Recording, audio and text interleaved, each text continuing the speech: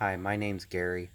I'm here to make a video on the 2015 F150 5.0 V8. Um, it's on the camshaft positioning sensors.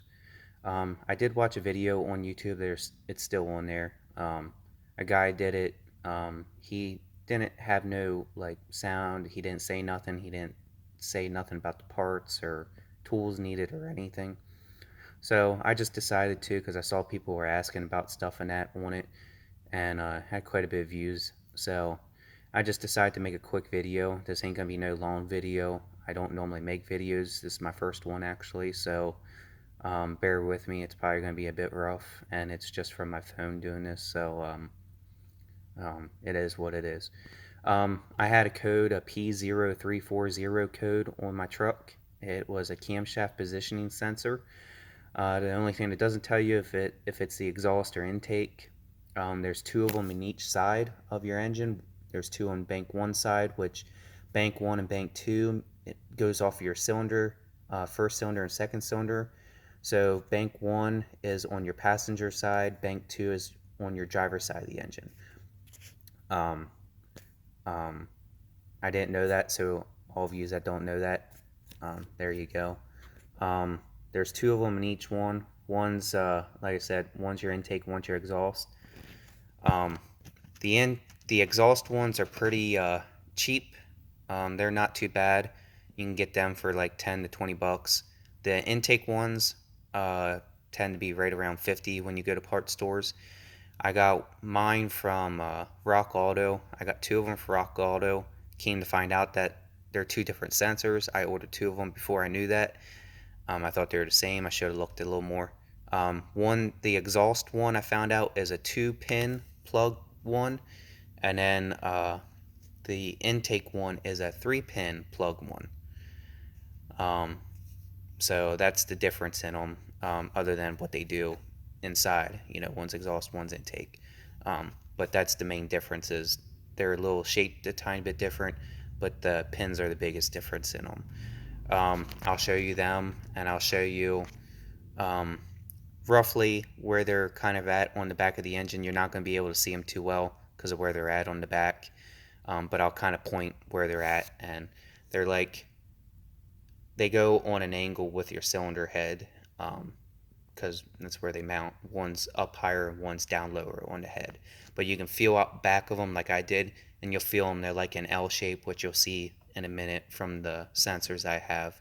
You'll see the shape of them, and you'll feel them, and you'll feel the bolt in the back that you'll need to take out. You'll need a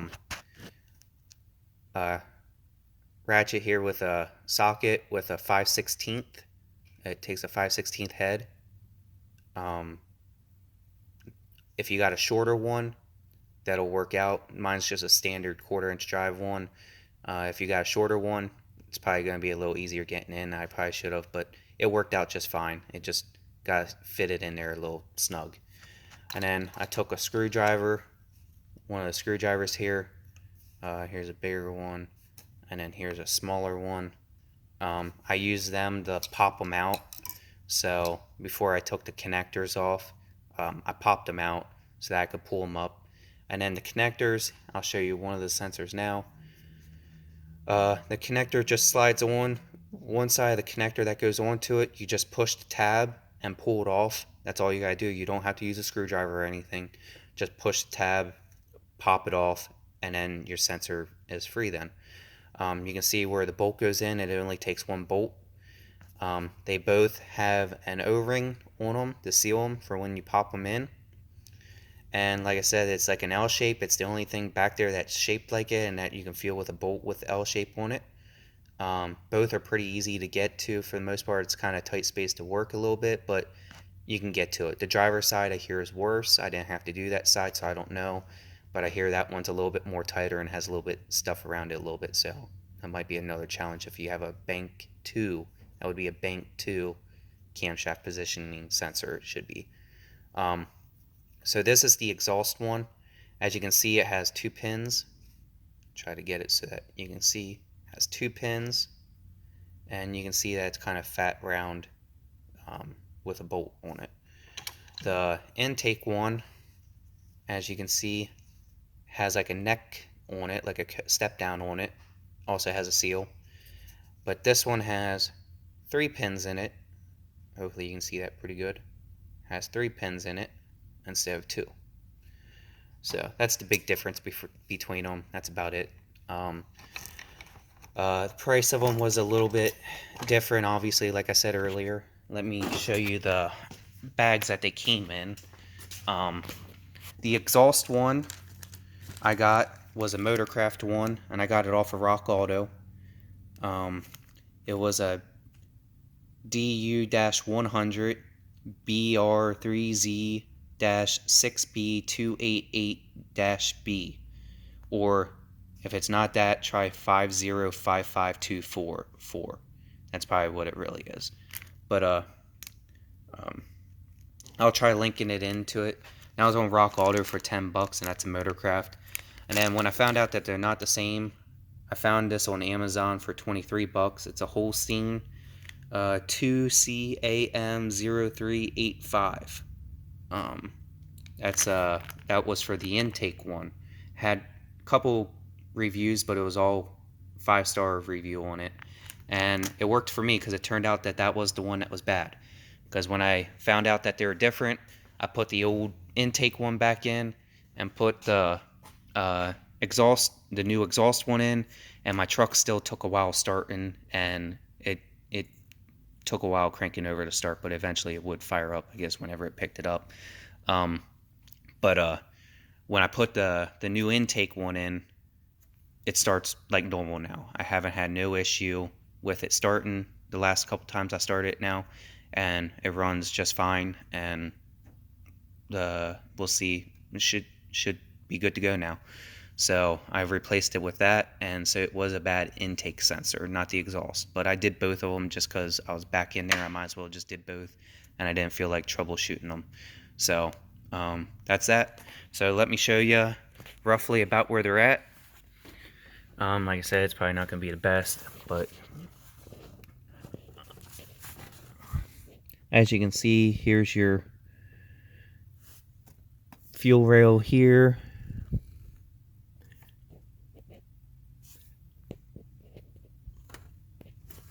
Let's see if I can get a better angle.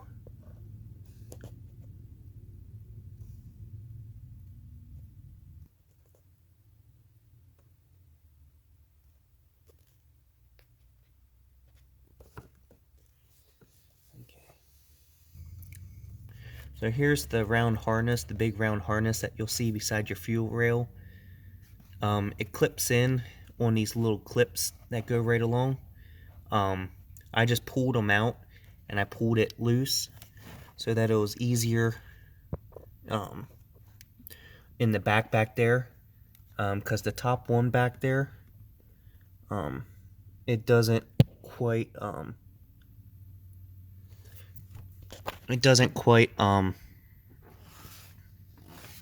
how should I say it?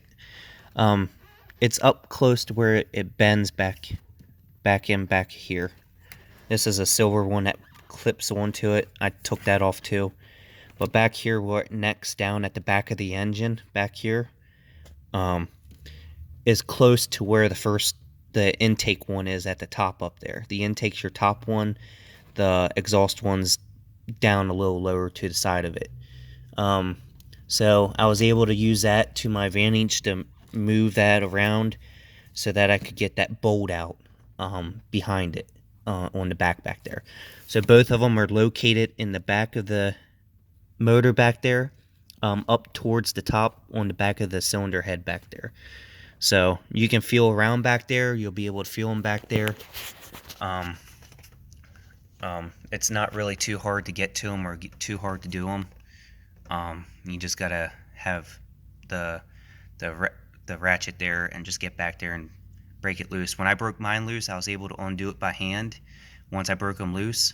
So you could try taking a wrench and breaking it loose if you want to. It doesn't matter however you want to do it, but it was easier for me to do it that way.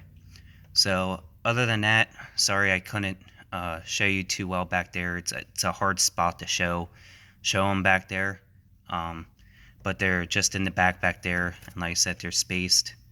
on an angle a little bit, but you can feel them back there. You can't miss it. It's the only ones back there that you can feel like that. And you just unbolt them, take the bolt out, pull them out, pop them out, and then undo the clip on them for the connector, and you just push that and pull it off, and then you put your new one in, pop it in, and bolt it down, and that's all it is to it. So that's how it was for me.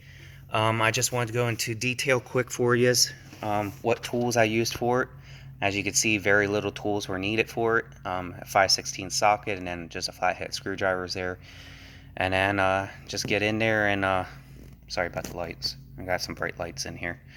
Other than that, that's about it. So like I said, hope it helps you guys. There are some part numbers for you. If you got to find any, just look up camshaft positioning sensors, and you'll find them. Just like I said, the difference is on one's a 2-pin, one's a 3-pin. The intake's the 3-pin, the exhaust is the 2-pin. So thank you. I hope it wasn't too bad since it's my first video. So and I probably won't have too many of them. I just want to do it so people can kind of see more what's in it. That's all, and what you need. So thank you guys. Have a good one. Take care. Bye.